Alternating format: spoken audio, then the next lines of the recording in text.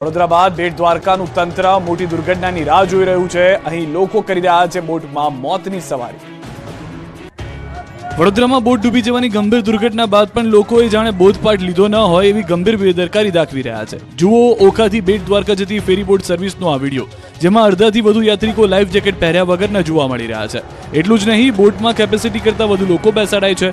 વડોદરામાં તંત્રની ગંભીર બેદરકારી બાદ પણ દ્વારકા તંત્ર ક્યારે જાગશે એ મોટો સવાલ છે।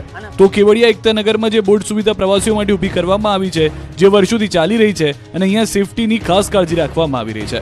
બોટમાં બેસવા માટે ખાસ જેટી બનાવવામાં આવી છે। સેફટી જેકેટ પહેરેલા પ્રવાસીઓ જોવા મળ્યા। 50થી વધુ પ્રવાસીઓને બેસાડવામાં આવતા નથી। તો ગિરિમથક સાપુતારામાં પ્રવાસીઓ બોટિંગની મજા માણતા નજરે પડ્યા। આહલાદક વાતાવરણ સાથે ઠંડીની મજા માણતા પ્રવાસીઓ જોવા મળી રહ્યા છે। બોટિંગ માટે સેફટી જેકેટ સાથે પ્રવાસીઓને નિયમ મુજબ બેસાડવામાં આવી રહ્યા છે।